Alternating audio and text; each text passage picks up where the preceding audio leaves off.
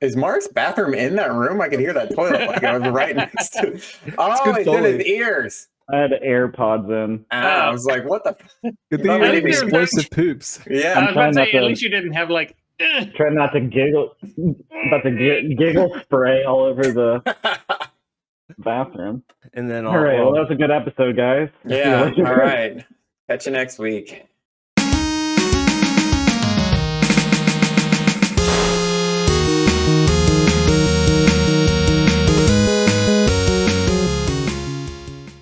Hello and welcome to Plus One to Gaming. I'm Chris. And I'm Eric.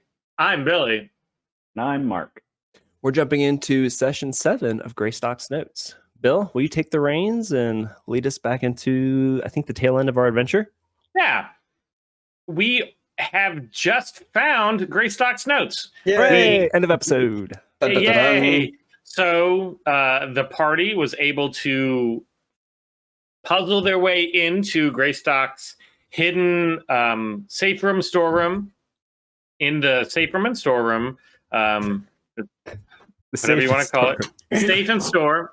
In his keep it safe, keep it stored. In his safe room, they were able to overcome the animated armor that was defending the item, this magical orb that is kind of changed from its divination purposes originally to now be a kind of like a recording security system.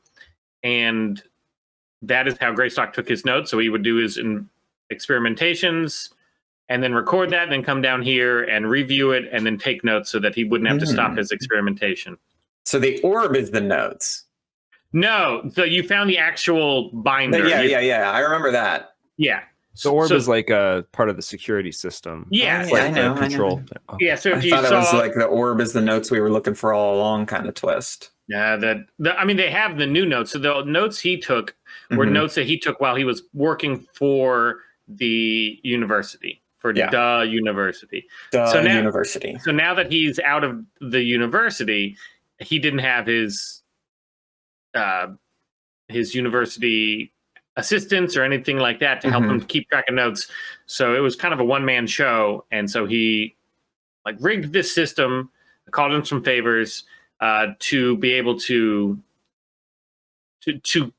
take notes during his investigations without having to stop. You saw some of his earlier journal entries talking about how it's very difficult to not, keep up with note taking during his experimentation without an assistant. If you look through some of his the notes that we shared, I don't know if I didn't mean to be breaking any new stuff. This is just a summary. So if you didn't get it, then, No, we got that. Yeah, I remember. But yeah, you found 2 new journals. So you see a fancier looking one called Binding into a Portal Travel Using Non-Perishable Reagents, which is That's what we were actually supposed to like look for. Yes. That title. Yes. So you have that one, and you can tell that it's more of like a gilded book that you would imagine would come from the university because they're trying to store it in something a little fancy. And then you see like a self-bound basic book called The Need for an Updated Model of the Planar System. So that is another book that's on the desk. So you can tell that is the notes that he is taking and the journal that he's keeping now. So the old one was just more for reference. He wasn't taking any new notes on it. The new journal is what he's been taking his new notes on. But you also were able to review some of the events of the manor, all the death and destruction, and it seemed like they got invaded from somebody looking for something. You weren't able to get all the sound, but you kind of got the gist of it. And in desperation, Greystock summoned some sort of creature to defend the manor. He made some sort of deal. The deal went south, of course, and the creature wanted something. And to protect Allie, he kind of hid her away somewhere. You know that she's here based on the language. And then he killed himself to unsummon the demon. So you believe that Allie is still somewhere on the grounds. Mm. Is that Is that new to everybody, or did you understand that? I thought she was suspected as taken. much. Yeah, hang on. Let's hop in. So is Allie like here? I thought like he hit her in a different plane. Yes, well, couldn't she? Yeah, I believe she was hidden away, but perhaps in this same location. I mean, we Like she was like, hidden from here. I thought this was would be the access point somewhere here to retrieve her. like a little pocket dimension. Yeah, so a parallel situation of some sort, perhaps. Yes, it is possible. Those spells do exist. Perhaps a But, little more sleuthing is involved. Yeah, and I just had an epiphany remembering all the stuff that we went through. But I think she's more like local than I had originally assumed.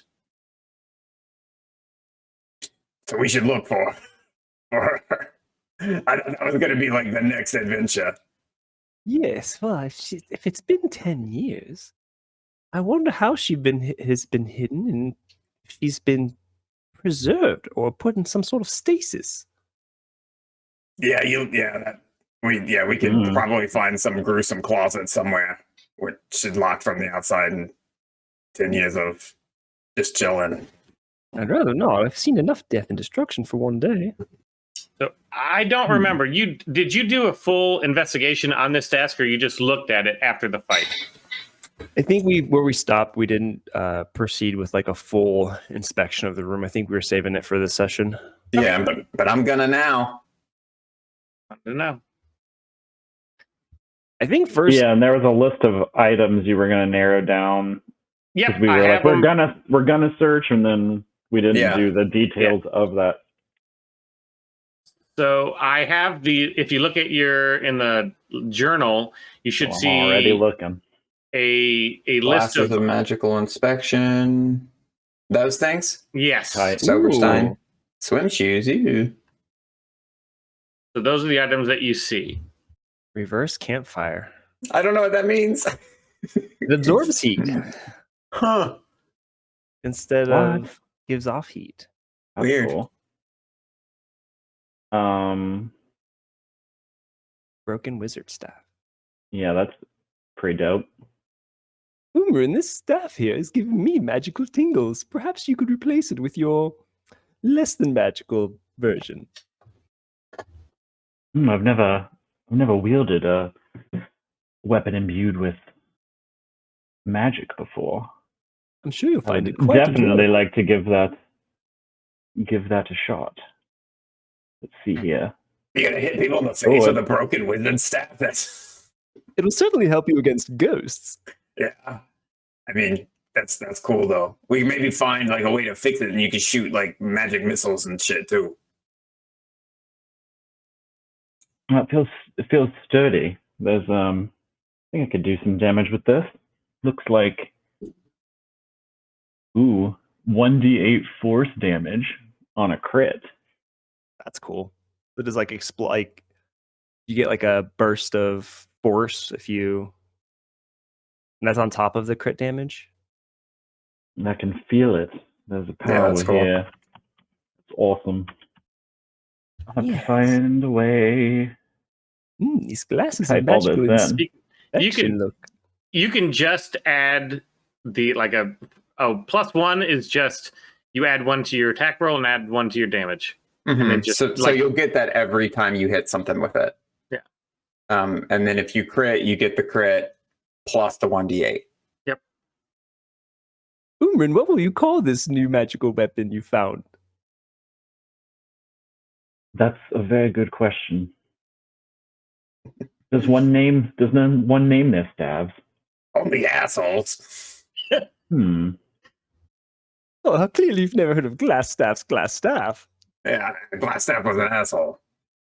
Yes, actually he was, wasn't he? You want these swimming shoes, Cat? Cats hate shoes and swimming. Yes, I absolutely abhor them.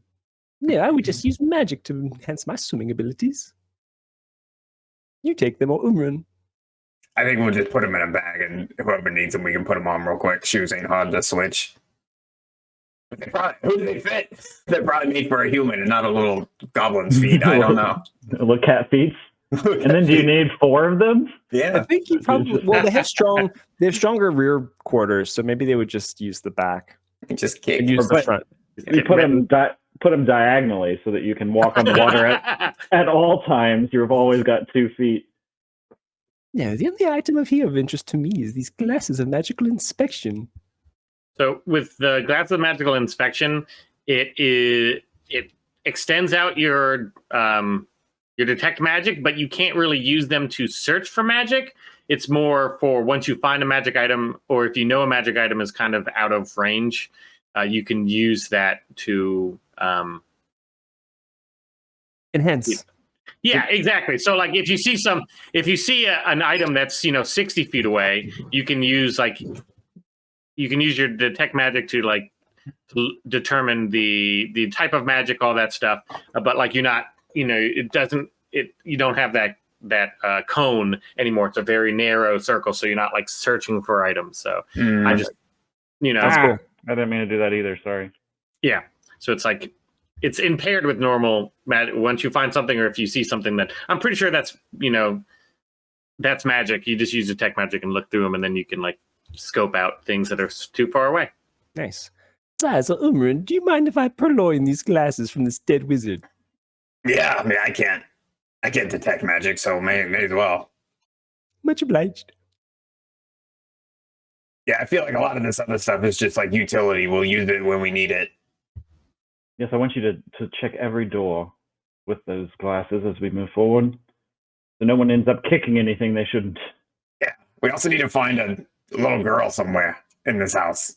So while you're looking through that, the desk, you do see Greystock's spell book. There's nothing's really, there's no traps or anything locked here because he kind of assumed correctly that if you're able to get through the actual lock, then anything here is kind of free game. So here is his spell book. I'm just showing those are just the spells that he has in his spell book.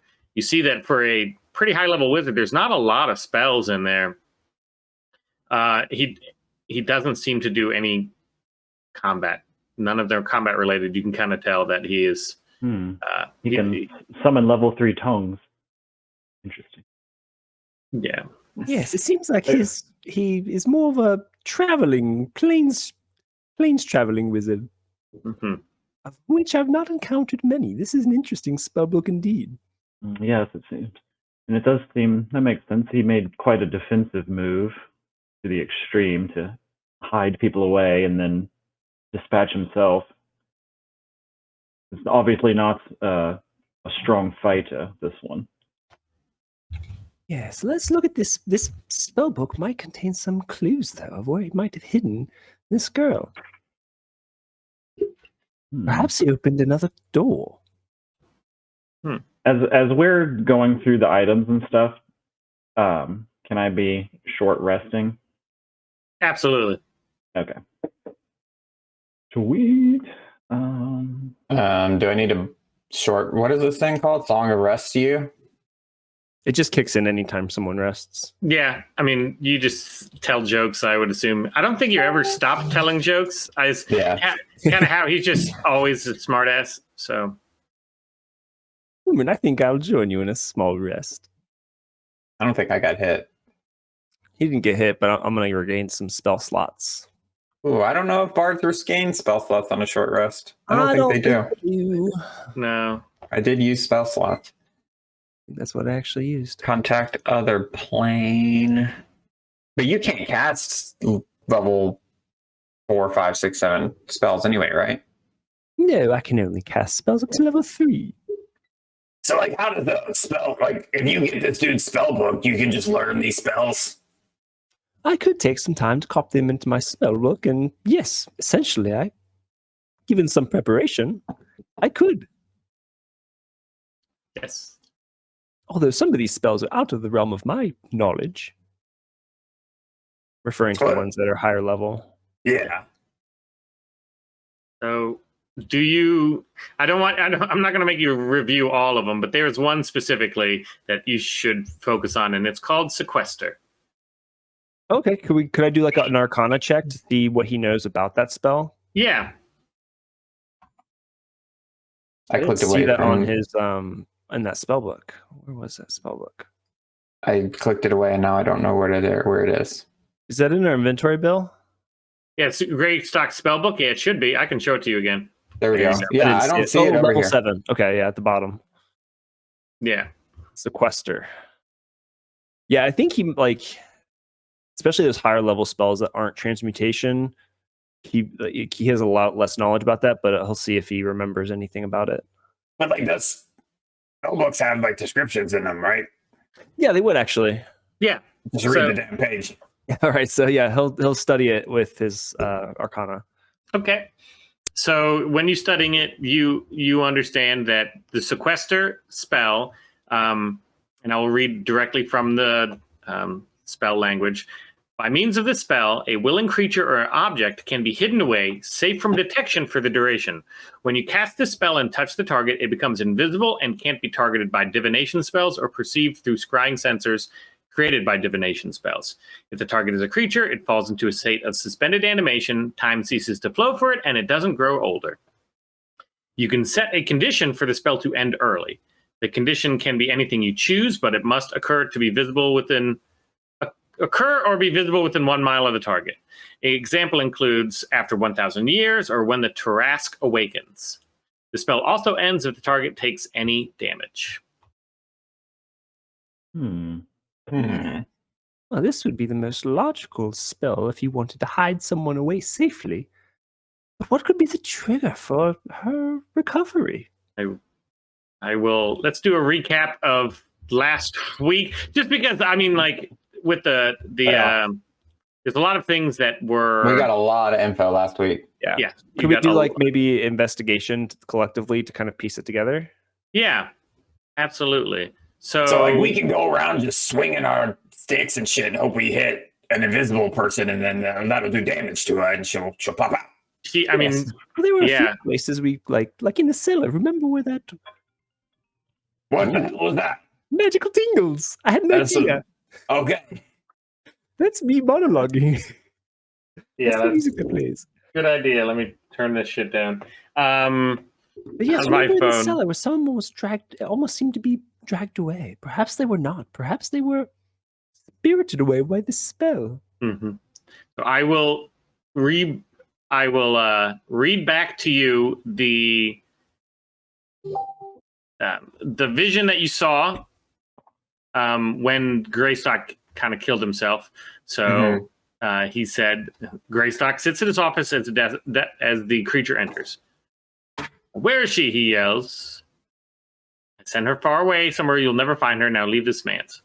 The devil smells the air and laughs. Ha! Do you think me a fool? I know what you have done. She's still in this house, and I will find her. I have all the time in the world. Then Lord Greystock, I'll just read it all. A look of panic comes over Lord Greystock, followed by a look of acceptance and sadness. He pulls out a letter opener from his desk. Unfortunately, our deal is over. You have failed to protect me. The creature rollers in denial. Oh, you fool, she will be stuck forever. Greystock looks directly at the recording crystal and seemingly at you. This is the part that was supposed to remind, but we ended right after it. Okay, yeah. I have faith someone will find her. Until then, she is at her favorite place. She will come when called. Lord Greystock plunges the letter opener into his heart and collapses. The devil roars one final time and fades to black mist. Okay, sorry. Well, after rewatching that recording, yes, it's quite clear. I still don't know where she is. Yeah. Could I use that 22 investigation to kind of go through the notes we found and I piece together where her favorite place might be? Letter to Allie from Paul. Letter. Sorry. Yeah. So you have. I'll just show this. So this is Allie's journal. I've got it open already. Woohoo! Yeah, the indoor garden, or as Lord Greystock calls it, the Arboretum. Yes, perhaps we should go and see if we can summon this alley from the Arboretum. To the Arboretum. Yes, to the Arboretum. Perhaps we can teleport there. We do that. You do. You've not been to the Arboretum, so you don't really know where it is. I remember walking by and looking in and saying that's a nice burrito they got in there. Quality burrito. All right. Are you guys on the right page? We're in his office. Okay. Somebody's clicking. I hear it. Arboretum near where the fountain was. Fountain out back. And it might be in the middle. Is that an arboretum? This is an arboretum, right? Or is this No, a that's courtyard? a courtyard. Oh, So who is this God speaking to me? Yes, God. Where Alright, do so- we go? Your wisdom. Please, Lord. all right. So did you see the door up by where you were before, to the north? You can go really quick if you hold down the up key. Well, you're quite nimble, Zazzle. All right. So you do This see is the door we haven't opened before. that is the door you have not opened before yet. Yes, shall we enter? Okay, because you walked by man. it, and That's so all you would have you, known buddy. that was a door. I know what doors look like. That's all you. Get at it. What if Falcon, if he spirited away this girl, he might have maybe set up some other defenses as well. Yep. Good Push luck, on Ingrid. it. See if it blows up. I'm gonna check the handle, see if it's locked. And it opens. Thank And God. it explodes. And it opens. No, All well, right. here we are. Give me a second to go back to the Arboretum description. Dun, dun, dun, dun, We dun. just skipped this whole room. You did, but that's fine. But we wouldn't have been looking for a ghost anyway. Yeah, the brightness, humidity, and earthy smell hits you as you enter the room. It seems to be an indoor garden or greenhouse. The exterior walls are completely covered by large windows, with seams so small to be almost invisible. Overgrown plants cover the entire room, long outgrowing their respective planters. The floor is scattered with fallen leaves and detritus. In the center of the room is a wicker table and chair set. Against the western wall is a wicker couch. A small bell hangs by the door. So you think this could be it? Why don't you guys give me a perception check? Wizard Claus is overtaken by the smells. Yeah. So when you're inspecting it, you don't really see anything spectacular, but you do see that there are small pipes at the base of the room leading to all the planters. So it's some sort of watering system is set up in here, which is why these plants are still around. But you don't see any. I mean, you know, based on the sequester spell that she would be invisible. Mm-hmm. And you're specifically looking for you're looking for an invisible person. So I'll give you actually. I should have given you advantage of perception since you know exactly what you're looking for. Whatever. This is a small room. Just start swinging your arms around. Yeah. So Zizal, with your, I'll just give you since if you rolled with advantage, you would have had a 24. Outside. You guys, yeah, sorry, you should have rolled with because you know you're looking for an invisible woman. So you notice a small section of the wicker couch strangely without dust or debris. So if you investigate further, you feel something on that couch in that section, although you don't see anything. So exactly where you are. That feels like an invisible girl. I found in the couch where I assumed she would. I mean, I thought she may be in the corner, but like couch is more comfortable for 10 years. So I just. What do you think? What do we do? Shake her? Call out to her. Allie, come home. All right. So Zizal, when you touch her and you call out her name, a bright flash erupts, and there sits a young blonde girl in her early 20s, staring at the overgrown plants. She recoils at surprise at their untended state, and then turns to you and yelps, especially because now There's she a fucking sees like a goblin. standing Yeah. over. Yeah. And she's, Hey, wake up! You're not Master Greystock. What's happening? Is it over? Is that dreadful thing gone? Whoa! You're okay. You're okay. Calm down. It's okay. You're safe. No. Okay. I'm safe. You're safe. We're everything's as okay as it could be right now. What does that mean? It's a lot. There's a lot to talk about. Yes, my dear girl, you've been hidden Um, away for 10 years. First of all, this cat can talk. It's Oh, also yeah. normal. It's okay. Okay, so you see that on the mention of 10 years you've been hidden away, you see like her mind start to retrace the events of for her, which was just minutes ago. And she just breaks down into tears and starts weeping openly, just cannot handle it. She's crying. You hear her cry out for Lord Greystock, for Anders, which is her brother, who, based on the video, you kind of assumed you know what happened to him. Mm-hmm. Yeah, we wanted to break it to you easy, but I guess we didn't. Well, 10 years. So what? Not only are they all, everyone's gone. What? 10 years. That's 10 years. She doesn't know what to say. She's just, she's regaining her faculties. Well, look on the bright side, my dear girl. You've not aged a day.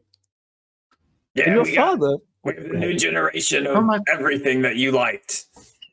So when you mention her father, she looks at you hopefully, like, my father is he okay? Yes, your father is dearly worried for you. He thought you lost. He'll be most pleased when you return home. Can we go see him? I have to tell him about the news of Anders. Oh, yeah, he knows about that. Oh, I'd still like to go home though. Yeah, of course. Let's. I'm not gonna make you sit in this dank room. Let's get to getting. We can get you home. Yes, we'll escort you. Where are So- manners? Forgive us. My name is Lord Wizardclaws. Oh, Oh, sorry. She nods. give you some space. I don't want to be all right up next to your 5-foot radius. Zizel Penlack. We were hired by the college, the university, one of them, to come and figure out what happened and recover some notes.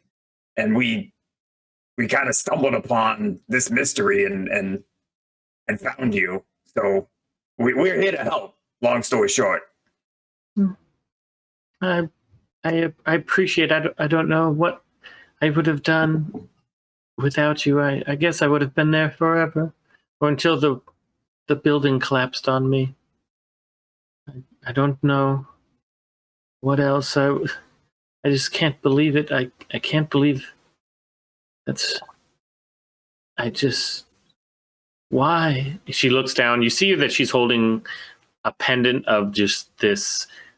Almost looks like glass. It is the clearest gemstone you've ever seen. That it's almost looks like it's not there, and it's a small one, about an inch high, set into her necklace, and that's what she's holding. Apparently, that is exactly what the demon wanted. If you remember, the other girl, when he killed her, that's what he took off her necklace, which you assume is something. You don't know what it was. You couldn't tell. But they're two different necklaces, right? Yes. So each one of them had a necklace, and you see, that it's just a very fine. This gem, you've never seen anything like it before. Was she saying something though? She's kind of mumbling to herself. She's looking at the necklace because that's what the demon wanted. All this was because he wanted that, and what is Greystock would not let him get it. What's so special about that pendant? I wish I knew. He gave it to me just as a charm, he didn't tell me it was any magical abilities. I haven't noticed anything. It's just the first time I knew that it was specifically valuable is when that demon wanted it. And for some reason, Greystock did everything in his power to keep him from it. I don't know much about it. Yes. Do you have any idea why your home was besieged like this?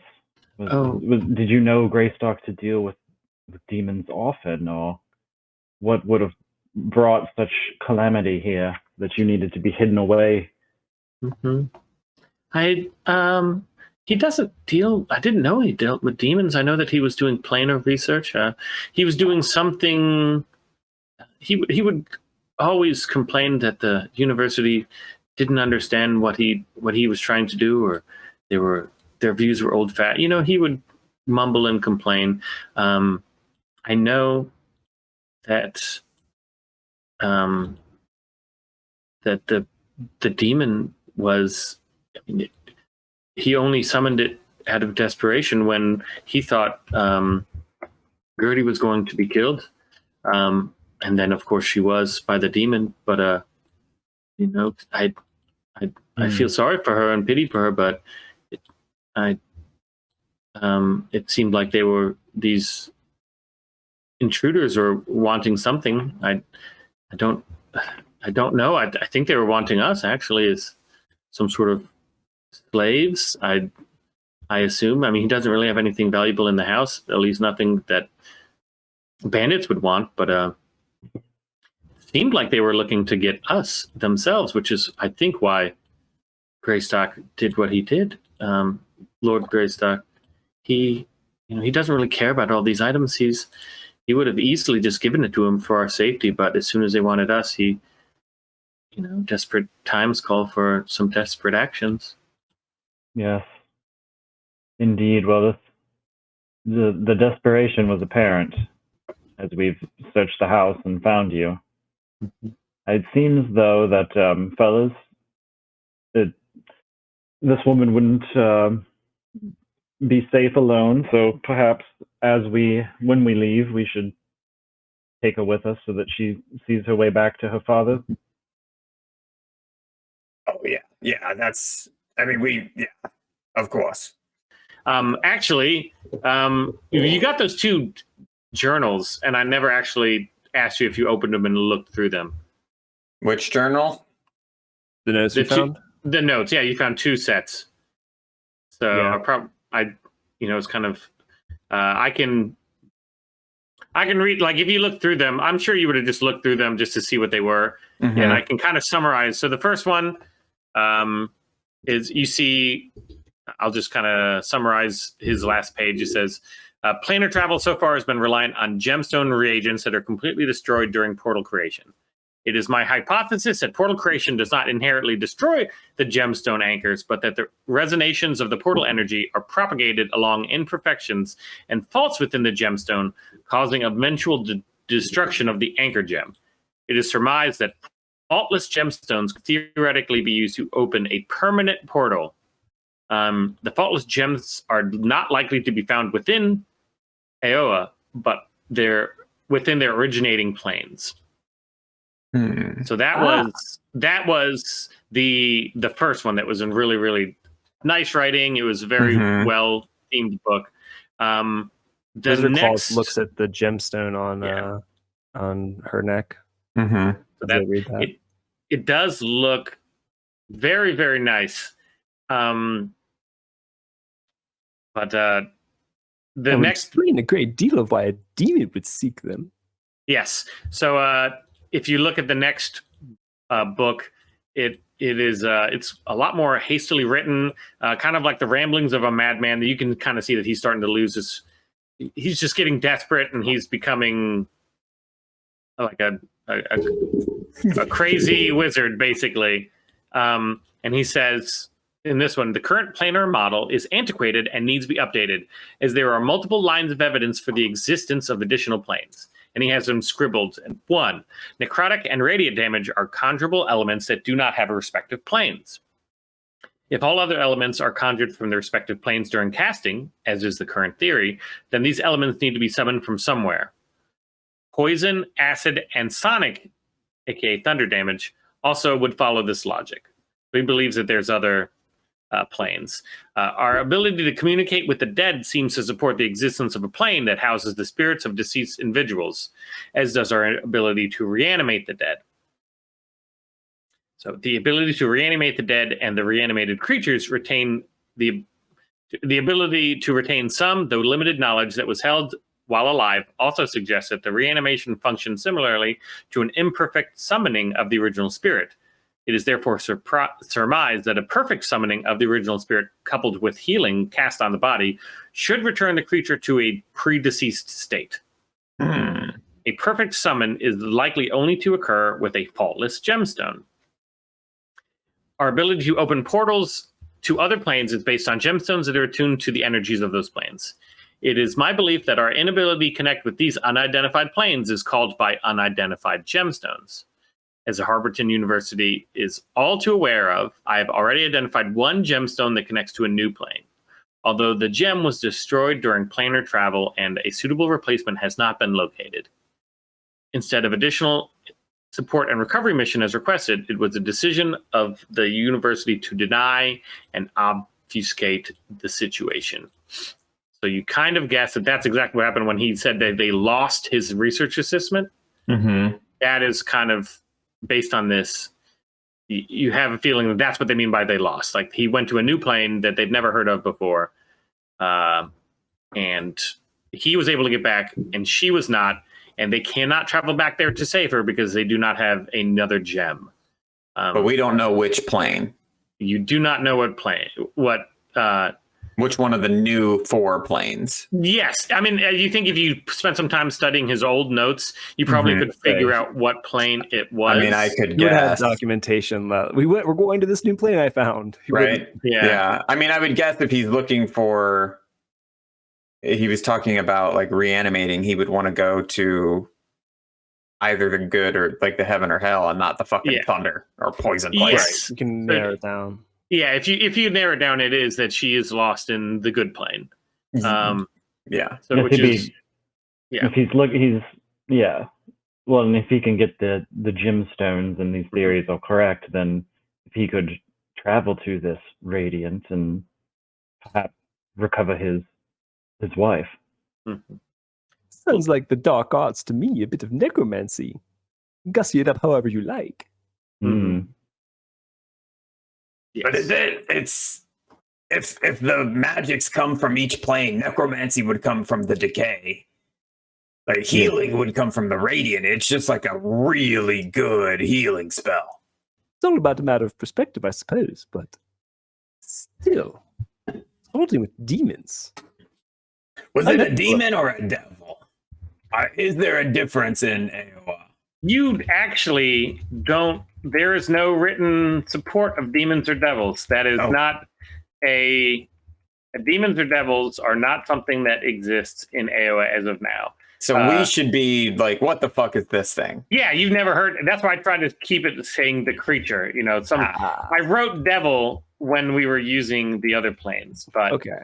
I think Wizard Claws will use the term shade spawn then. Maybe mistakenly thinking it came from the shade. Yeah, you know that it's pure evil, so to your knowledge, it's probably from the shade spawn, but you don't know what plane it was from. It's because all other creatures are elementals, because you only really have access to elementals. So like the shade spawn are just dark elementals, but they're still elemental.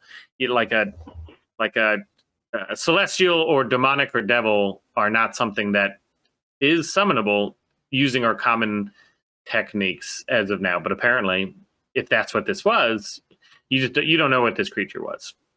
It might not be too far of a stretch to say this creature came from a plane we're not familiar with. It's not too far. Well, that would explain why you didn't recognize the glyphs in the summoning circle. Well, perhaps these that followed him back, or his research somehow has notified these, shade creatures of his ability to travel. It hitched a ride somehow back. Well, he when it shouldn't have, it, right? He deliberately brought this thing into his home to protect him from the brigands. Yeah, his theories must be beyond theory. He's was able to perhaps be there and have the knowledge that this even existed to begin with, and able to summon it. Like, has he been there often? Does he have a partnership with these particular things. Seems like it was anxious to cut a deal with him. Roll me an insight check. That's a good question. Yeah, they seem to have like An an existing relationship. relationship. Yeah, exactly. Yes. Yeah, you already with the insight check, you know that the way that their formal greeting when he was first summoned was very casual, as if they've had many workings. And even the demon, said that when we host you, so it seems like he actually went to their plane. So he was able to go to the plane of the demon on occasion. And so it seems like this is the first time he's summoned this creature to this world, but most dealings he's had was he traveled to whatever plane that guy's from to investigate or do whatever. So then, go ahead. I was just going to say, Ali, this gem you wear, although I know it's probably quite meaningful to you, I'm concerned that perhaps this is an object that was of great usefulness to these creatures and things, and it may be dangerous to hold on to it. If they come back to take it from you by force again. At mention of that, she becomes horrified, thinking that they could track her down, and they want this gem so much that you see her just immediately take it off, like rip it off, and just hold it out to you. And she's like, "Please, just take. I don't want anything to do with this. I'm sorry. I thought I wanted to be a researcher like Lord Greystock, but I don't have it. I don't have what it takes. Please, I just want to be normal." Yeah, I'll take it from her and be, "Don't worry, we'll stay with you to make sure you can get back to your home and your father. So if anything does come for you, we'll try to help as we did before. But yes, if this is a problematic object, we'd be happy to take it from you so you're safer." Mm-hmm. So you now have it in your inventory. It's you don't know what it is, but it is a pendant with a gemstone that is unidentified, but it is, like I said, is so clear to be almost invisible. Like you really have to focus at the edges to see. Like it's very finely cut, but if you look at it in the right way, you can't see the edges. It's almost like a perfect glass prism, but it's like it's not glass. You can tell that. What a marvelous gem. Can you, Wizard Claus? Can you tell, like, what is it? Is it like reverberating a certain kind of magic? I could take some time to identify it, but it'll take a few moments. Perhaps while I do this, Ali, you could pack your bags and we can escort you home. You got 10 years old moth-eaten dresses and stuff upstairs. I mean, she might have some like personal effects she might want to grab. Yeah, she's. Do we want to walk her through? Yes. Got a bunch of dead bodies in it. So she's willing to do it, but she does want to be escorted by somebody, both of you, whatever. Yeah. And as soon as she walks out, she knows what's out there, and so she just covers her eyes and lets you. Yeah, that's a good idea. You should cover. It's not pretty out there, Ali. We'll walk you to your room, but don't look anywhere else. Okay, so Malmrin and I do that. I don't remember. You can move her now. I put it so anybody can move her. Okay. I don't remember where her room is. Yeah, so I'm just we don't have to follow up. So she goes up to her room and she grabs all of her items, the things that she values. Some of all your journals and notes and your private things, just so you know. Yeah, I know you like horses. I think that's you, right? She does like horses. So. So she doesn't have a lot of stuff. She was born poor, so she has a few things of value that Lord Greystock gave her of higher quality. She she kind of folds them reverently and puts them into like a bag she took out from under the bed. And after 10 minutes, you are back. Lord Wizard Claus, you have cast Detect Magic. The pendant is not magical at all. It is... I was sorry. Identify spell. Oh, identify. Oh, okay, yeah. So when you identify, it's not magical. So I don't think identify only identifies magical things, correct? I think you're probably right. Let me just peek at the spell real quick. But if it's This not tells magical, you- then yeah, it would Yeah. not be. Since the presence, or it's detect magic, not identify. Come back. Yeah, if it is a magic item. Mm-hmm. Yeah. Magic So it's- imbued object. So if it's not magic imbued, then yeah, nothing. Yeah, would so just be a gem. it's not magic imbued, but touching it with that, you can tell that it's like you can usually tell where things are created or anything like that. This is not of this plane. You can tell that you don't know how he got it, but it is not found naturally here. Yes, this object is beyond my comprehension. It wasn't created by a spell, was it? Not to my knowledge, I don't think it was even created No, on this bummer. plane. We best tuck it away for safekeeping. Yes, we need to find some, maybe an old colleague or something who knows more about planar travel or gyms. Yes, Yeah. well, if this gemstone is the secret to opening perfect sustainable portals, I imagine it's quite a valuable relic. So yeah. Lord Wizard Claus, you can tell based on this, like, you know the size of gemstones to do each thing, and this gemstone is just a little bit too small to actually use for planar travel. It's just not quite big enough. You'd think that if it was big enough for him to travel to whatever plane it was attuned to, he would have used it. It's just, he could probably use it for summoning or for like a divination spell. Or there's a bunch of other reagents, things that you could use those planar spells for, but a full-on planar transport spell takes a gem that's a little bit bigger. You know, maybe I made it a little bit too big with an inch, but it's, you know, it's about the size of a normal gem that you would put in a necklace. Okay. You know, So it's not could this this- giant honking gem like this big. Sorry, I made it too big. An inch is way too big. I was gonna say, inch is fucking huge. Yeah. It's just That's like a little crown bit too jewel big. Yeah, it's one of those like gaudy necklaces or rings that you'd see people wear. That's about how big it is. It doesn't seem out of place in a necklace. Does it is it something that could be used as like for those higher level spells that require a more expensive component? Could it be used as like a staple reagent like that, or is that not its use case? Yeah, you could absolutely use it. You don't really know what spell, but like you know what rubies are used for like the tome of the flame. So you can kind of guess that it would be used for summoning, for planar, for any energies that use that magic.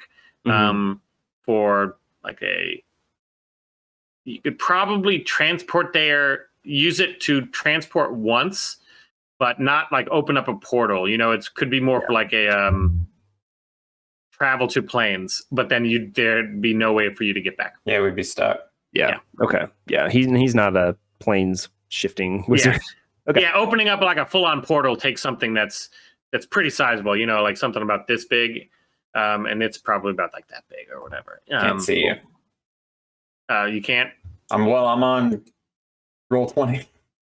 That big. So so it's about the size. You need something, a gem about the size of a nickel, and it's about the size of a dime. Okay, Gotcha. that works. Homer and Zazzle, shall we escort this dear girl home?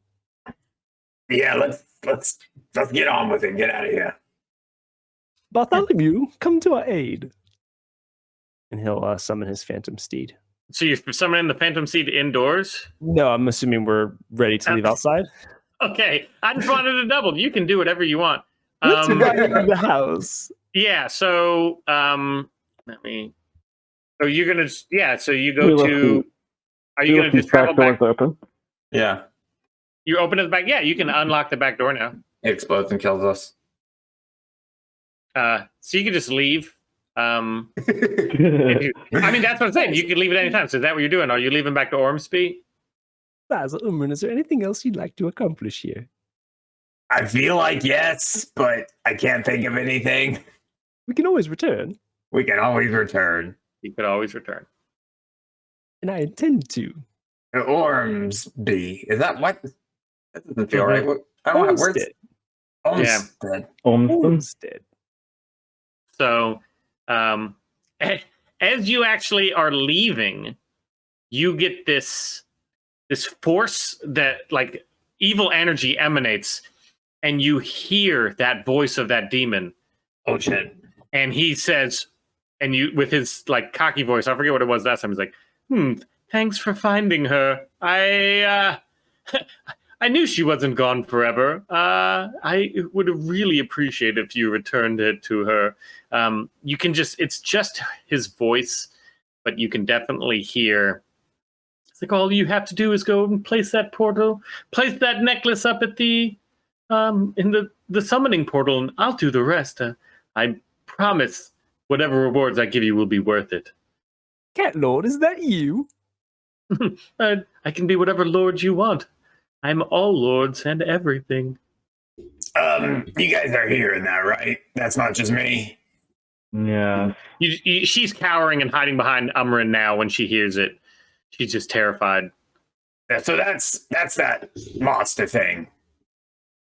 Oh, how unfortunate. I was hoping it was Cat Lord to give the stony magical powers. Yeah, I don't think it's a cat god. That's for, like, we didn't hear his voice, though, right? Because we couldn't hear so you didn't hear his voice. I did a voice just for funsies, but you kind of... That's why he was confused. I was trying to... Yeah, so... I'm pretty sure, like, through context clues. Yeah, you can kind of tell. Yeah, you can tell. You should always ask first. What if it's a patron ready to give you a magical might? That's true. That happens. Who's calling? May I ask is calling? Oh, this bad form to give out names. You can just call me Your Highness. Well, no, I don't know. That doesn't feel right. Call him Beelzebub. Beelzebub. I've heard that one before, but I'll take it. That's a mouthful. It's hard to say in this voice. Call him whatever you wish. Beezel. Call me Beelzebub. Beezy B. We can just leave, though, right? He's an embodied voice. Yeah, you have He's not here. Yeah, you don't know these. You could easily ignore him. Fucking house down. Right. No, let's not be hasty. I wish to claim this house as my new headquarters for Cat. Yeah.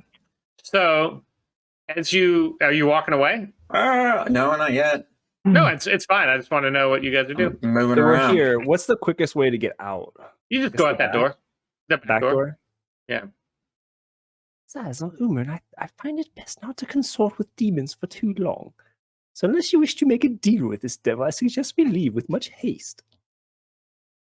If you can hear us, whatever you are, a strange entity, and we have no quarrel with you, and we have no reason to strike any deal. We are simply like leaving with the girl, and I believe that's that. Well, I tried. I apologize for this then. And then you see a black orb appear in the middle of the air above you, and it starts to expand a little bit, and through it you see this horrible creature. Holy shit. And you see that it's reaching through that portal, trying to clear and grab at you. But you can just see that portal's just not... Yeah, it's not lasting. You can see that he's trying to pull through this portal, but the portal is just not. It's closing as he's trying to pull through, and as this portal, he's just unable to get through the portal. You can tell that this magic, whatever sustains him, is just not sufficient. You hear that voice is starting to get a little fuzzy. He's like, "Oh, you are lucky that, unfortunately, my abilities have come up a little bit short. If only you'd come a few years earlier, I think I'd still have just enough grasp of this realm. to kill you. But I'm sure you'll be hearing from me again. And with that, his voice fades out into like a fuzz, and that evil aura that you've since you've been here kind of seems to dissipate. And you can kind of Wizard Claws, give me like an Arcana check. Yeah, with the 13, you have a feeling that it was just whatever power he was using to maintain some sort of open scrying or something. He's been watching this place the entire time. But he used the last of it for communication and to try to get that portal open, and it just there wasn't enough magic remaining. And that spell has ended here. So there's no longer, he no longer has any like grasp or domain over this house. How fortunate for us. I think that was the last of his presence over this manse. Oh, Which means we've exercised one more demon that we can add to our invoice sheet. nice. That's a way. That's a good way to think about it. And probably it'll never come back to bite us in the butt. So Absolutely. Absolutely not. All right. Well, now that you're out the door, you guys are welcome to go to Ormsby. So I'll just fast forward you over there. I don't remember where you were in Ormsby last, but that's where you are again. Yeah. Well, I think we'll make our triumphant return. Our first spot will be the farriers, right? yeah, right. Yeah. Riding merrily on. Oh, he's got Chris has we all have all our old tokens on this map. Oh no! I forgot that you had. Let me. Okay. Throwback. Mine is Yeah. before Hero Forge lets you color things, Yeah. Give me a second. I'll get you guys all. and before they made a less ugly goblin model. All right. You go to. There's also a farrier map, but as soon as you start walking up with her, Grandin just like it's kind of an open shop, and he sees you, and he runs out, just weeping, and he just runs over to Allie, and they have a nice touching moment where she's just crying in his eyes. She's saying, "I'm sorry." He's saying he's sorry that he kind of gave up hope for her. He thought she was gone forever. And he is just, that very touching reunion. We won't really get into it too much. But We were touched. yeah, We were touched. that she, and then he kind of leads her back into his office for her to rest. And he comes out to you, and he's just like, I don't know how I'd ever thank you. I cannot. Is a great start. I should. You think I have it? I wish I could. But He's kidding. you see that he thinks of something, and he reaches down and he takes off this ring. It's a red ring, and it's shaped like the head of a griffin, and he hands it to, I guess, somebody with hands, probably. He goes over to hand it to Umrin, and he's just like, "Here, take this. It's all I have. I wish I could give you anything else, but this should suffice. It's something I got from my service, and anybody would recognize it. And if they see it, you could tell them that you've earned the favor of the Griffins." A most And- generous gift. Yeah, But and it is very generous. We appreciate that. it's even more generous because you know that it is a ring of protection +1, gives you +1 AC. Yay! It is a unit. The Griffins, is like a special forces unit for the military that he was part of, kind of based on his monologue before. You could tell that, he had some military experience. So now you have a armor protection +1, and you have advantage of any discussion or anything with anybody military related. Nice. So please record that down. And then he's just, but he gives that to you, and he just thanks you, pats you on the back, gives you all a hug, rubs Lord Wizard Claws behind the ears, but he runs back to Allie because he's got a lot of making up to do. And that's basically, he's very grateful and thankful, but right now he's not thinking of you at all. Yeah. As he should. Boomer, put that ring to good use. Yeah, Use it against the doors we talk to in the future and have to hit. shall I keep it? So You're Yes, the one I that's going to imagine be getting hit, I hope. So I imagine you might see more Lucernes in the future. I mean, you still have it. Did you keep it? Yeah, we you kept it. Yeah, I thought so. You also said there were magic robes in that storeroom. Also, can Keep It Store, Keep It Safe be the canonical boutique wizard storeroom shop in Harborton? Yes. Keep it store, keep it safe. Yeah. Stored. Keep It Store, Keep It Safe is the the premier wizard storeroom shop. Yeah. So you have the It didn't appear on our items list, but I remember saying I forgot about to put it. I wanted to make it. I mean, it's not, you've seen it before, so it's actually just it's robes of mage armor. They just permanently have mage armor. Just keep you having to cast mage armor every single time. Oh damn, that's actually really good. That's really good. Yeah. Well, mage armor lasts 8 hours, so it just saves you one spell slot. But yeah, mage armor is just a good spell to have. what was the military association with the ring? The Griffins. The Griffins. So they'll provide aid if I show them the ring or something. Yes, exactly. Okay. Kind of like how, like you do with the dwarves. If you have anybody in the military will give you favor for having it. Anybody in the Griffins will just go out of their way to help you. You don't know who's in the Griffins as of now. Right. You haven't really met anybody, but you know that it's, kind of like the TV show Rome. This is like the 13th Legion is the Griffins. Like, that was a good ass show. You're the only one that watched it. What? Yeah, You need to watch it. I watched You need like to an watch it episode with you. Yeah, it's so good. It's so good. Nice haul, Omer. You guys got are- a magic staff watch and a it. +1 ring. Yes. I know. Fuck Book of Boba Fett. That's the real good ass show. The real deal. I stand. That's the real deal. Sorry. Where do we go from here? So now we back to Harborton, to the college, the university, whatever. Yeah. Could we do like a scene on the way back with us, like either deep or like You talking about our absolutely can have a scene. I'm not even going to give it.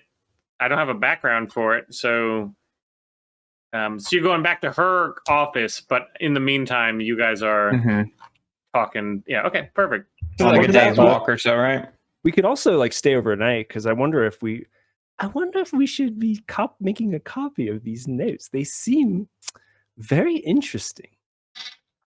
Well, I mean, like, yes, first of all, we should, but how long does that take? Oh, I could probably do it overnight with my helpful magic paw. Okay. Yeah. Let's do that. Would you say like we do a long rest overnight and it's Yeah, you do a long rest overnight because it's already it's getting a little bit later. So overnight, the word is spread around town of you helping Allie. The town is absolutely grateful for you. You don't have to pay for anything. You've got, you don't have to eat that shitty stew. You have like lamb, mutton, and just the finest meal and all the ale you could drink and everything. Like you are heroes of this town now. Because word has gotten out that you actually saved and rescued Allie. So is there a town mayor or town like head? Who kind of like oversees this town? Yeah, there's not really. It's kind of just a farming town where everything comes up in a vote if they need to do anything, and it's just more of experience. So you can kind of tell Grandin was probably pretty high up in this town, and then Dolores is also. She's one of the main proprietors, so she also has a heavy say. But there's no like official town government. Could we do a scene with her and Grandin real quick? Yeah, of course. I don't have a set for it. But in the inn. Yeah, she's the innkeep. Yeah, but like maybe if everybody's in there celebrating with Allie and Grandin and like the townsfolk are in. Yeah, I forgot about her. Maybe there's a chance to talk to her a little? It's gonna be Yeah. What was Dolores? We're Dolores in there. Strongarm. Dolores Dolores, Strongarm. nice to see you again. Oh. We're headed back to Hobbiton after our adventure here in Hey. the region, and on the way back, I thought I'd ask if there's anything you needed to send back to the community, wood, supplies, anything I might be able to help shuttle back to your people in Hobbiton. We'd like to be of help. Of course. I don't remember her voice. I think it was Scottish. So yeah, of course. I mean, heroes like you, if you're doing more stuff, really great. I appreciate it. The normal thing you could do is just give them my normal alms. And she gives you like this stack of gold that she's earned. She's like, I usually bring it back, on my monthly trips. But if you want to, I know I can trust you. So just bring it back to you know who to give it to. Give it to the You know how things work here. I mean the dwarves. It's kind of like their religious. Oh, I thought this was like taxes. It is, but I don't know for what alms means. Yeah, I get it. It is, Like a it is, tithe. but it's a tithe to the dwarf, and not just religious, but like community. So Yeah. Amran, you would know to give it to like the community Bernabelle. leader. Yeah. Bernabelle, I'll take it back to Bernabelle, your mother. Yeah. Back in Hobbiton. Of course. Thank you so much. I'd be happy to do that for you. Yes, no problem at all. Okay. How much gold was that we need to take? Of course. It's a good portion of my monthly earnings. It's 28 gold. That's pretty good. I'll write that down. 28 gold to deliver back to the dwarves in Hobbiton. It would give me a good excuse to visit the community and come with some sort of reason to be there, make people happy. She nods. You see that you're kind of sitting around a table now with Dolores there, and Grandin is there as well, and he's kind of shit-faced now. He's so happy and excited that he's drinking more than he's drank in a long time. He's happy. Oh, He this hasn't is been perfect. happy for years. So what are you saying to him? He's just kind of like just reveling in the return of his daughter. I say, Grandin, Dolores, what of Greystock's manse? I believe there are still some lingering dangers there. But what is to come of it now that it's fully abandoned? You see that he's like, I don't give a fuck about that place. Burn it all to the ground. I don't care. There's nothing there for me. And she's like, I'd like for it to come back to do something useful. It brought some traders to the town, and any commerce is good commerce. So I don't know. Do you have any ideas? Funny you should ask. I was thinking about turning it into something wonderful, which will require a bit of restoration. But I assure you it would be quite good for your community. It sounds fine to me. I mean, I do believe that it is owned by someone. He did have 2 daughters. I don't know if they still care about it or want it, but I mean, I can't legally just give it to you.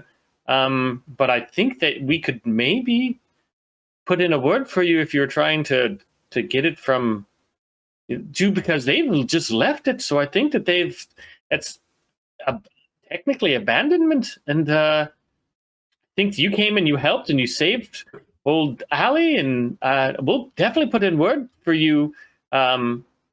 But yeah, anything you can do for it is helpful. So Yes, well, it'd be a shame to see such a elegant wizard's manse go into disrepair. And I'm a bit of a wizard for myself, so I feel like it could be put to good use.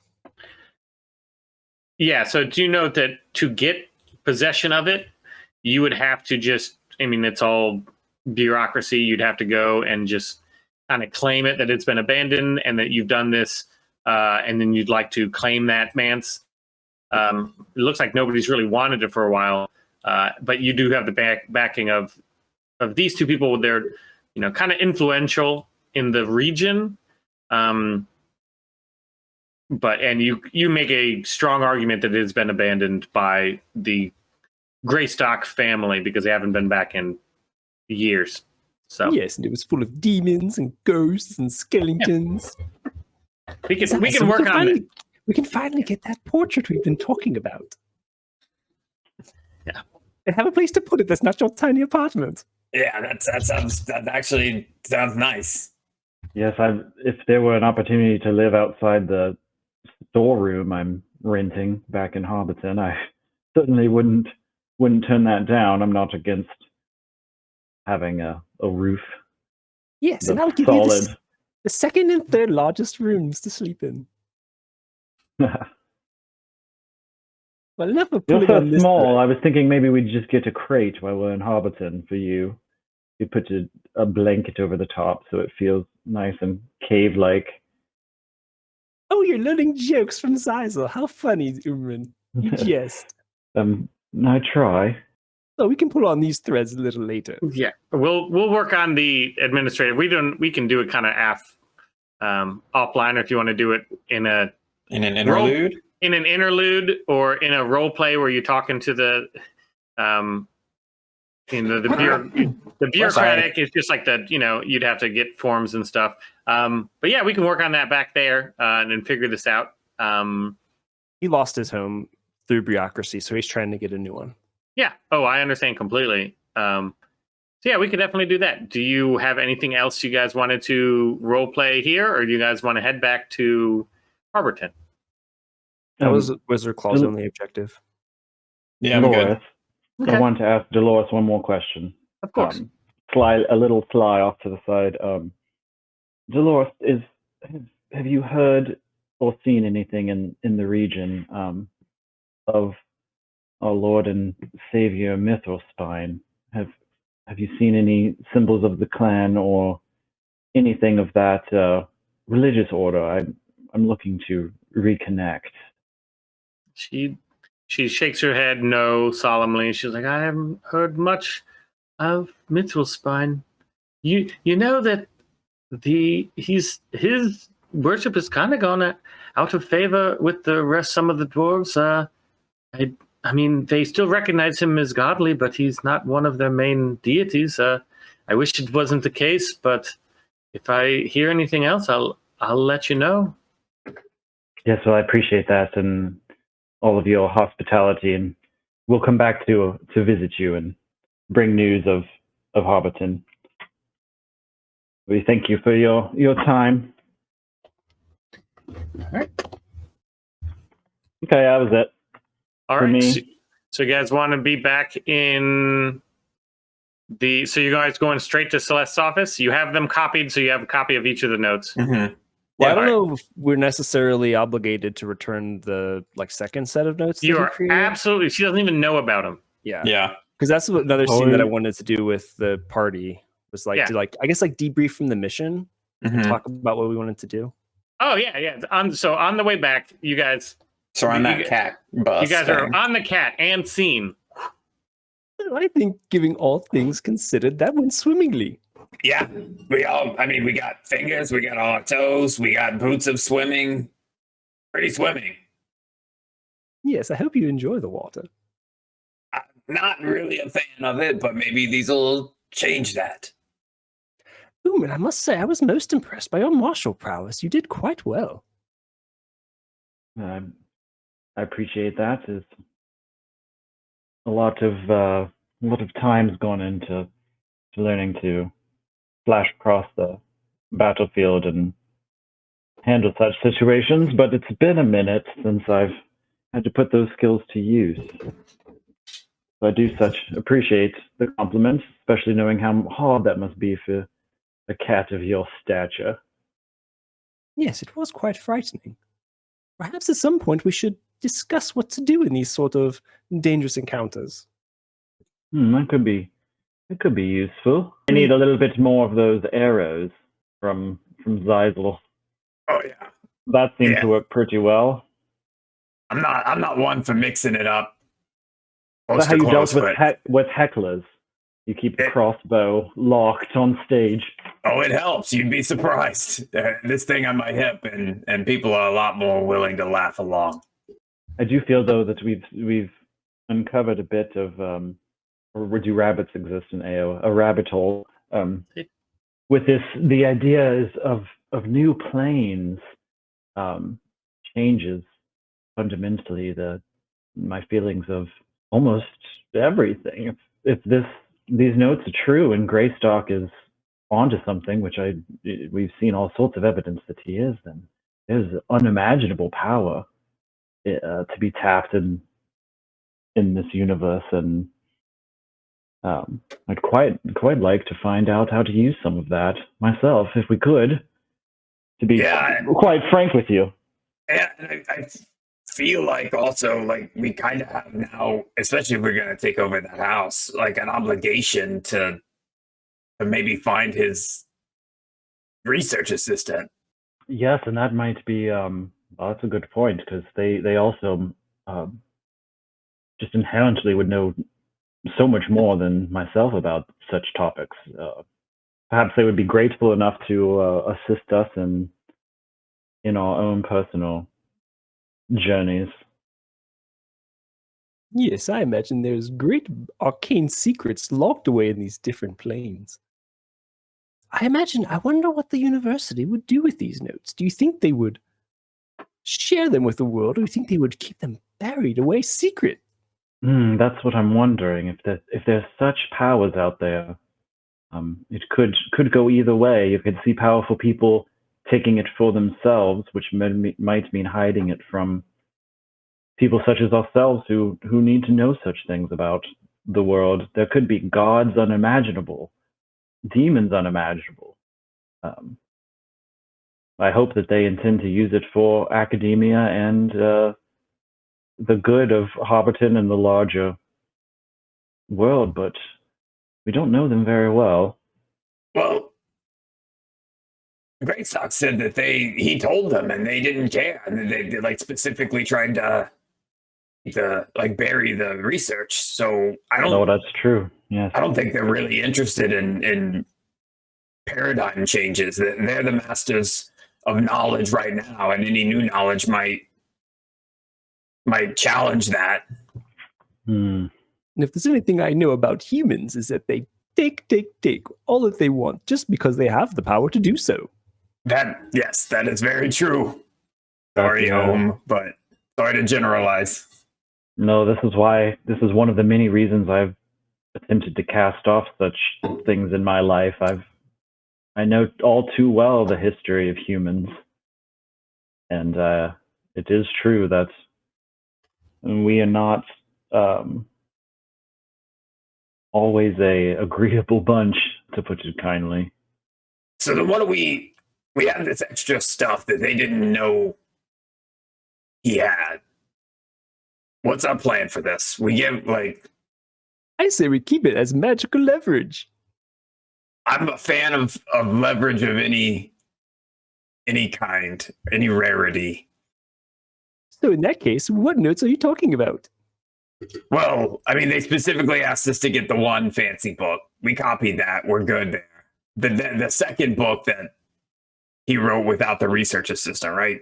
I don't know what you're talking about. Yeah, I mean, I must be remembering wrong. There's a lot of notes that happened. A lot of kids' journals. They don't want that stuff. Zyzel. Yes. Yeah. I'm telling you to forget about those notes. They never happened, remember? He gives Zyzel a sly wink. Yeah, I figured it out halfway through. Okay. And of course, correct. You finally rolled a save on your wisdom.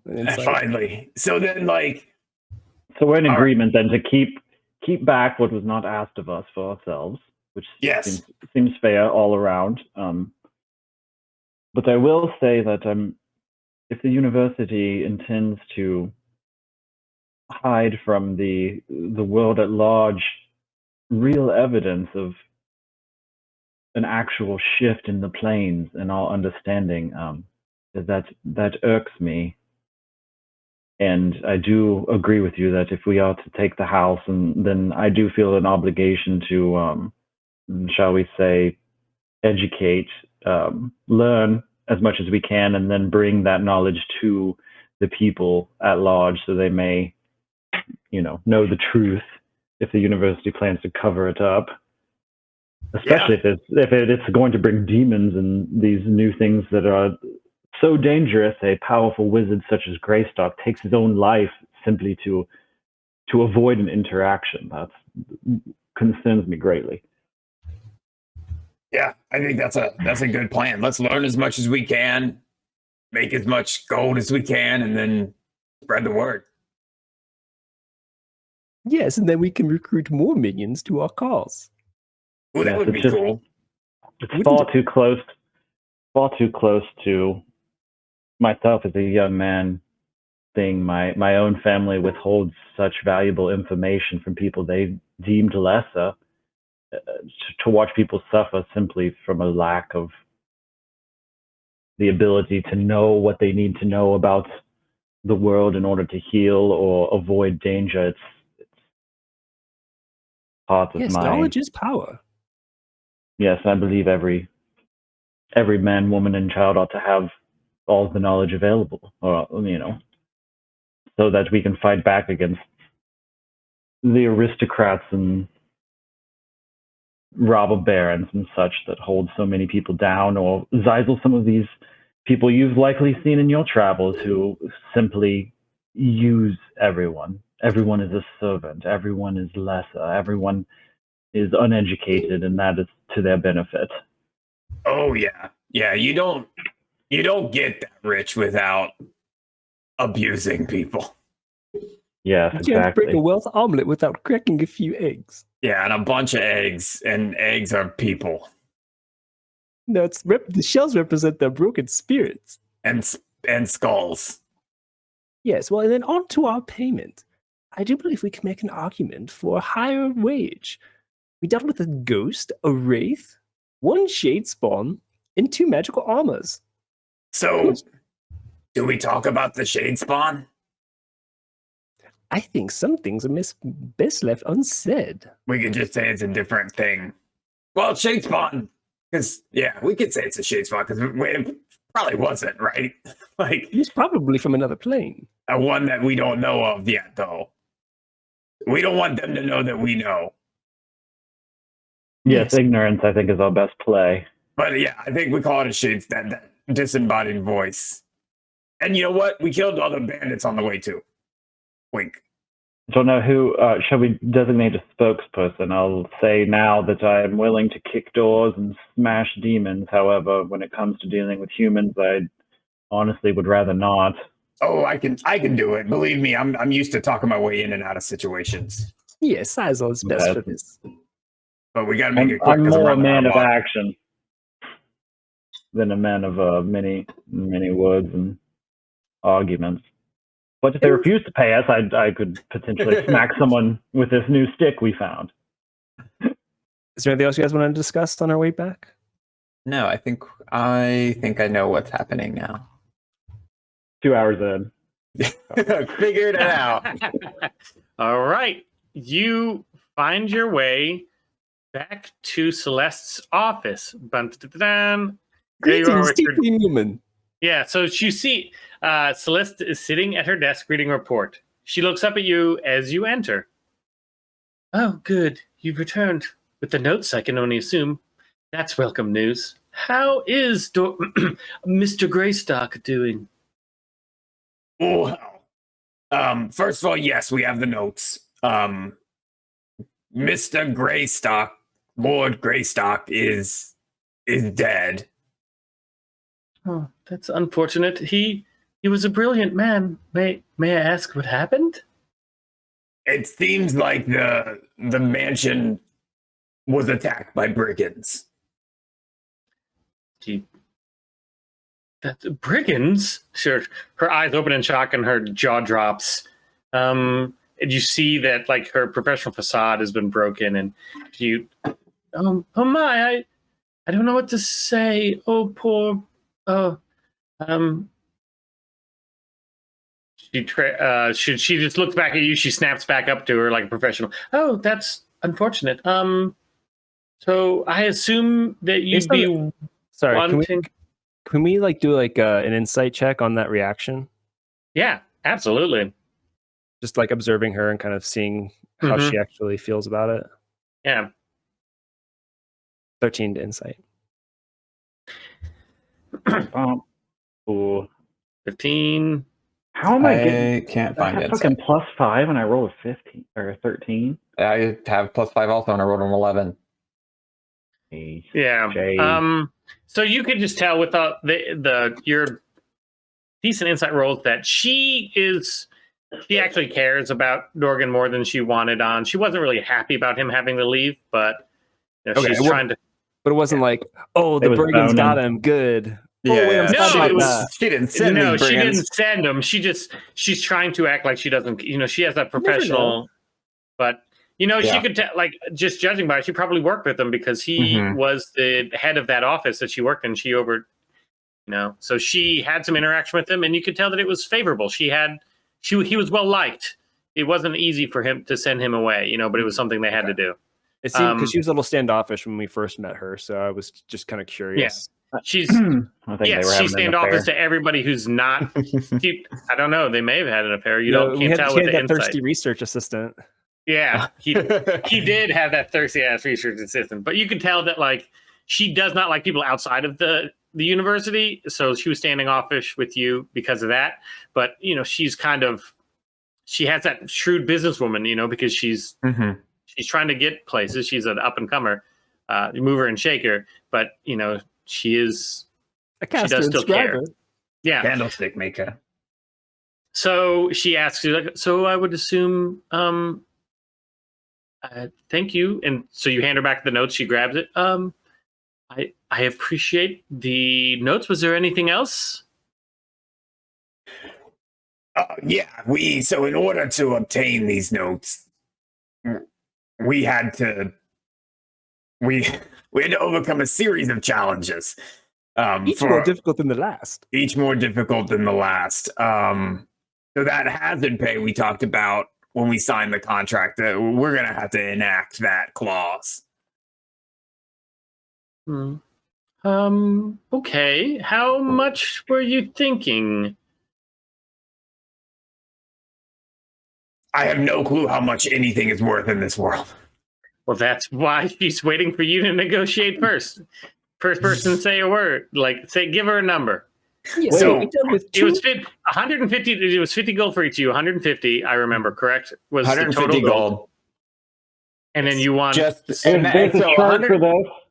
Yeah, 150 gold was just to go get the notes. Yes. So how much bonus do you think? That's what you think. I will have 150 gold payment has been given to will be given to the guilds. But what you require some. You Yes, said well, we disposed of 2 specters, 1 shade spawn, and 2 sets of magical armors. So I think that's a fee of 200 gold would suffice for our dangers, reagents used, and magical efforts expended. cool.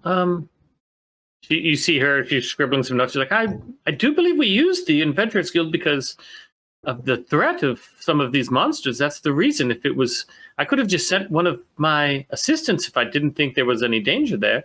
I mean, are you saying that the Adventurers Guild only does things that are not dangerous? That'd be interesting. I can talk to your bosses, but I do understand that it was more dangerous than previously thought.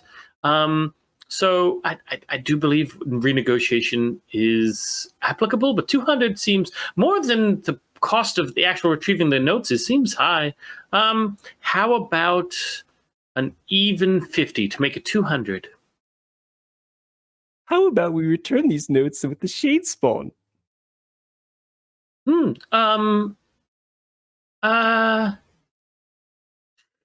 I will. How about extra 100?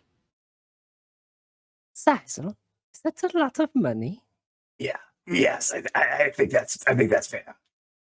Very well, human woman. We accept your gift of 100 gold.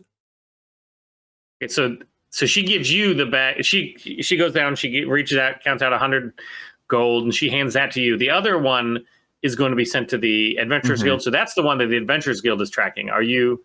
So this is officially this as is of a now. tip. This is a tip. bonus. It's off the record. So Yeah. just remember that. We're Yes. not giving this to Buckland. Okay. No, that's to be expected. This stuff happens. So Just she under the table, as they say.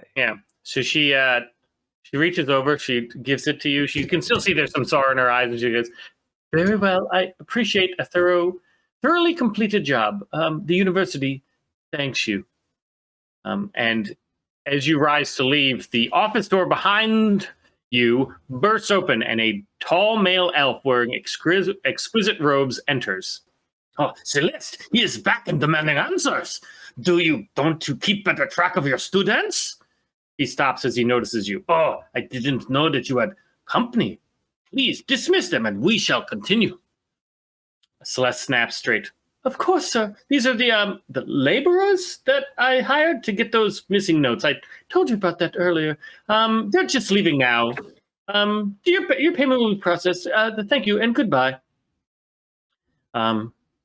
You see the tall elf. He's, "Oh, right. Oh, actually, this is quite fortuitous. I am University President Sandio Alduina. I have another job for you. Please come with me. Don't worry, I can get my secretary." Now it's going Scottish again. He's supposed to be French. I can get my secretary to work out the details with the guild." I got to be like the chef from Little Mermaid. That's the only way I can do an oversized French guy. "Oh, Zutelo." Yes. So he hurries out the room and beckons for you to follow him. Do you follow him? Sure. Okay. He hops up on Umran's shoulders. Yeah. So as you follow him down a long hallway, up a carpeted flight of stairs, and through a wooden set of doors. I don't have this set up, but we will just theater the mind now. You enter the room. You see a man sitting in a wingback chair facing away. He turns around, and his eyes shoot right to Zizal. And Zizal, you've seen this man before. It's the Lord that ruined your life. Do you remember what his name was? Oh shit! Oh, pop quiz. I don't think I know what Not Lord sure you I- lived with. Yeah. I lived with the Mercer, so I didn't Yes. live with them. I worked for them. They were my patron. Mhm. I feel like I made a name for this guy. You Hang can on. make a new name if you don't. Yeah, I But this couldn't is the find guy it. that I was waiting. Zizal insulted and hurt. Yes. Yeah, I accidentally viciously mocked him. Yes. All right. How about Mark creates the first name and I'll create the last name. There we go. Perfect. Mark, what's his first name? Mark's pretending he's frozen. It doesn't work. Is he a human? Yeah, he's a human. Like he's a rich human. He's a Yeah, he's a lord, yeah. like an aristocrat. Tildor. Tildor. Tildor. Tildor. All right. Tildor Flowerfield. Flowerfield. That's a very imposing name. All he's right. he's a freaking he got hurt by a goblin saying some jokes to him. He's a Flowerfield. Yeah. That's okay. what he poked fun at his last name, which was a vicious. Yeah. And it's like maybe they Mother. grow flowers for like sunflower oil or something. Yeah. So that's why their name is Flowerfield. Interesting. Tildor Flowerfield. So that's who it was. He jumps up as he recognizes you, Zizal. Is this who you've been aligning yourself with now, Sandy? I asked with help finding my son, and Instrol's the Shadespawn slimeskin that assaulted me and defiled my good name of Flowerfield? This is a sensitive matter, sensitive, as it could harm my family's honor.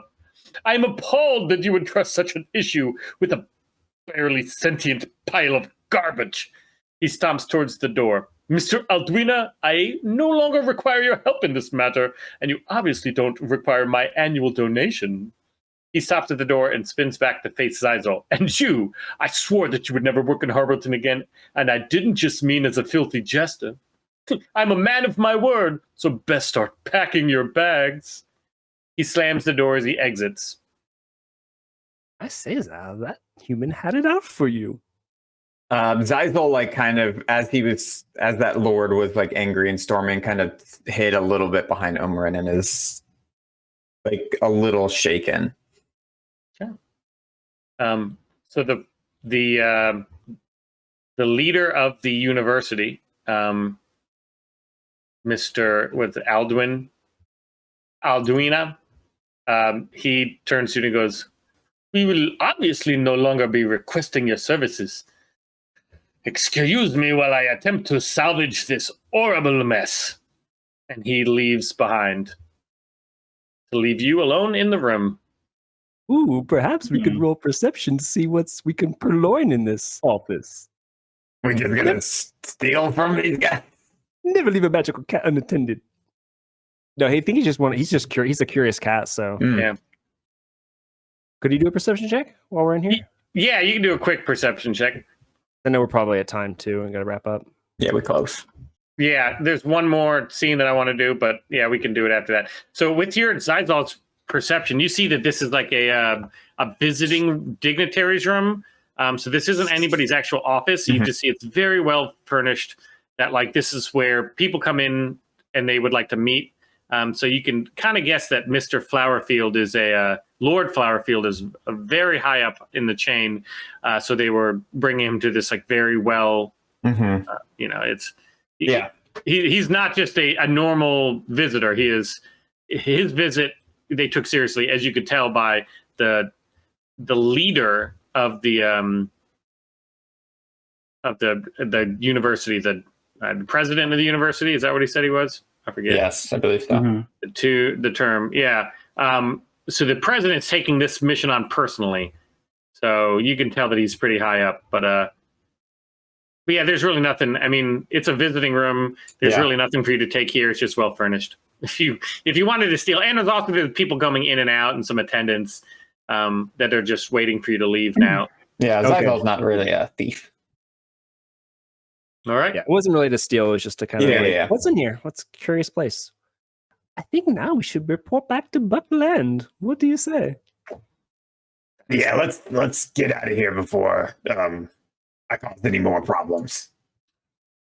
Yes, Zazzle, you're going to have to tell us the story about why that human was so angry with you. Another day. Another day. So yeah, that was the last scene for this adventure. Is back to the Adventurers Guild. So you enter the Adventurers Guild and begin to descend the staircase to the basement. At the bottom of the stairs, you run into a mountain of a man you recognize as Callan the Crusher Kelsic. He's the leader of the Adventurers Guild. The Callan? His eyes follow you as you pass, and they narrow. You enter Buckley's office in a much different mood than the last meeting. He is sitting at a desk holding a letter, looking at you with a scowl on his face. As you enter, he gestures to the seats in front of his desk for you to sit, and frowns. What sourpuss, Buckland? Let me get his voice again. It's very similar to everyone else's voice. Yeah. Gentlemen, I just received this letter from the big guy that is very concerning. He holds the letter up, and you recognize the seal of House Flowerfield. Buckley reaches into his desk for a set of reading glasses, placing them on his desk, clears his throat, and begins to read. Dear Director Kelsic, I am a stupid rich fuck who thinks I can tell everyone else what to do. Your employer hurt my widow feelings, and I'm throwing a temper tantrum because I'm a spoiled widow baby. I don't understand at all how the Adventurer Guild works, or how the world works in general. Pretty please stop utilizing your proven and effective agent, Zizal Penlack, or I will tattle to the Duke. Did you know he's my third cousin once removed through marriage? And he will definitely listen to a dandy boy like me over you, his trusted advisor. Blah, blah, blah. I never pleased a woman. Yada, yada, yada. I'm a big moron, etc., etc. Sincerely, Dumbass T Money Dick Esquire. He sets down the letter and he turns to Zizal. I was paraphrasing, of course. But God, sperm, how did you get such powerful enemies? It took me years to be as hated as I am, and I put a lot of effort into that. Look, Bucky, sometimes things come natural. It's a talent. What can I say? If I caused you any problems, I do apologize. He gives you a slow clap. He's impressed. I wouldn't worry too much about this. Director Kelsick and I had a little chuckle over some manse. You, all of you actually, have proven yourself to be true adventuring guild material. That old rich boy can stomp his feet all day, but as long as I'm your manager, I'll get your work. We appreciate that. Yeah, Buck, we appreciate you, man. Yeah, don't worry about that guy. That guy's a dick. Yeah, you can't imagine how many people think that they can just tell us what to do. Like we're just little errand boys or some bullshit just because they got money. I mean, you think money is power in this realm? They got a lot to learn. No, magic is power. I mean, that's true. And we got a lot of magic users here in the guild. So, I mean, I don't know what he's thinking. But unfortunately, I got work for you, but just not right now. What I need you guys to do is just, take a break, relax, go enjoy some time off. I'm sure we'll get something for you here in a little bit, but I'll scrounge something up for you. But yeah, we already got the money. So like I said, I get 10%. 10% of 150, so I took my 15. You got anything else to report to me? His eyes narrow and he looks at you. Nope. No, pretty straightforward. Pretty straightforward job. Get notes, kill ghosts, come back. We're not afraid of any ghosts. Who ain't afraid of no ghosts? Yeah, the house seemed to have been overrun by brigands and whatnot, so we assumed that any valuables Greystock had been taken. There wasn't a whole lot of precious metals or anything for us to bring back for you.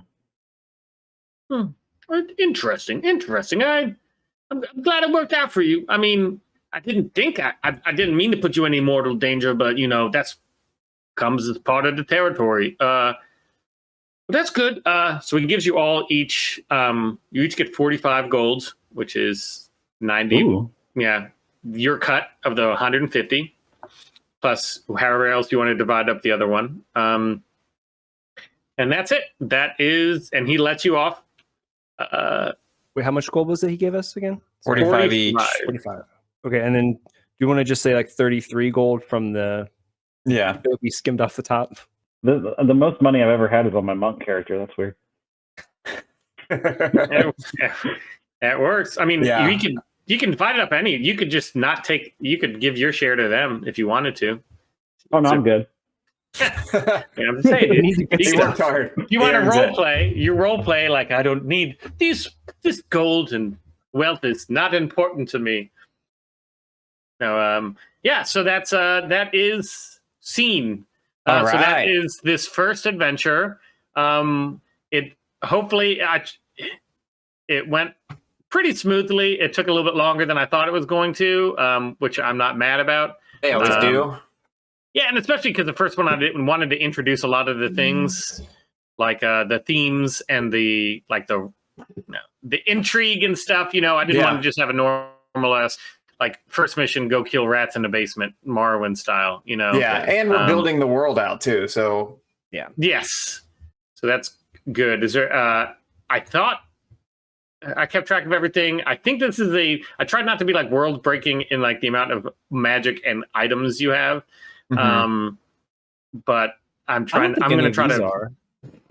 No, No, they're I not. don't But I think- don't know if am I not giving enough? I don't know if for a level 5 Yeah. adventure. I think it's because you got like a mix of. I don't think got like a Zythal plus- got anything really. Yeah, you didn't. He got the +5, +1 weapon, and you got money. So like, Yeah. I don't know. There Well, I wasn't. wonder too. There's a feature in Solasta, which is like a go-to reference of mine.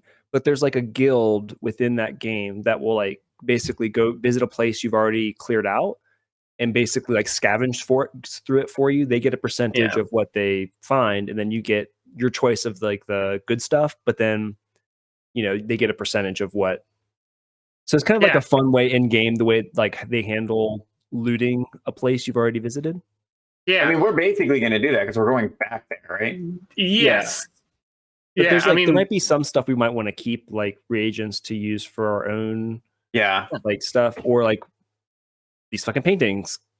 So at least like what can we actually like monetize, Yeah. liquidate from the manse itself? You're just gonna like put like a post-it note of a cat's face over every single one of the other. Every single photo is just gonna have a picture of wizard claws. Yeah. But I also yeah, like the I don't ability know, but to like do our own shopping too. It's fun. Yeah. Yeah, I mean, most shopping, unless you want it to be like making an event, I assume you do it in between, like at these downtimes. Just tell me you have this much money. There's charts on there of how much everything costs. So where do we go? Is that just regular D&D? We're Yeah. going off of that. Okay. Yeah, regular D&D. If there's any item that is not world breaking, that's like on you see that's homebrew, that seems fun. Yeah. Usually they're pretty good about making it not too cheap or expensive. Mhm. But yeah, if you want something that's like homebrewed, that's kind of cool. Yeah, just let me know. But yeah, all that shopping and all that other stuff downtime, it's not. I don't plan on doing it in interludes. Interludes are like story based. Yeah.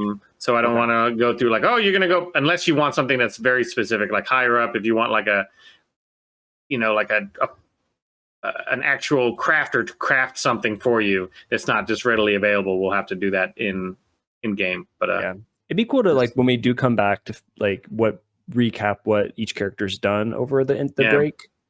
Because I think level 6 we all get like a new feature. Mm. Yeah. And then So you guys are not. like, Yeah. Did we level? Not yet. not yet. Not yet. You look like you're like more than halfway through. So the next adventure I have for you it's shorter than this one, and I intend to have you guys level when that comes back. I think that's going to be good, like every 2. Mm-hmm. Pace it out a little bit. Yeah, if they're longer, it'll be better. But I think that's a reasonable amount, that because you can't. If it's going too slow, I can speed it up. But like if I give you way too many levels, I can't like back it off. Can't slow it down. Yeah. Yeah. So I That think. works. Yeah, I think. Does that mean we can still do like shopping and stuff between this adventure and the next? Like, we can still absolutely. Like, okay. Yeah, you can buy stuff in preparation for. You might not be able to use it until you're level 6, but you can get stuff so that when you're level 6, like, say, oh, I'm going to use this here soon. But that's up to you. Yeah, you can do shop anytime you have any downtime or you're in the city. You can do whatever you want. You guys don't need to stay together. Okay, cool. So we can add like spell lists, update our spell books, that sort of stuff. Yeah, cool. Absolutely. Okay. Awesome. Yep. Bill, thank you so much. That was fun to revisit that. Yeah, it was. I like that. And I'm excited to push it forward too. Yeah, I am also. I'm really excited. There's so many like cool things we can do. That's it for this week's episode. Don't forget to subscribe to the podcast if you haven't already, and head over to +1togaming.com for more live discussions, actual plays, character creation tips, and more. You can also join us live every Sunday on Twitch at twitch.tv/+1togaming. Thanks so much for listening, and we'll catch you next time.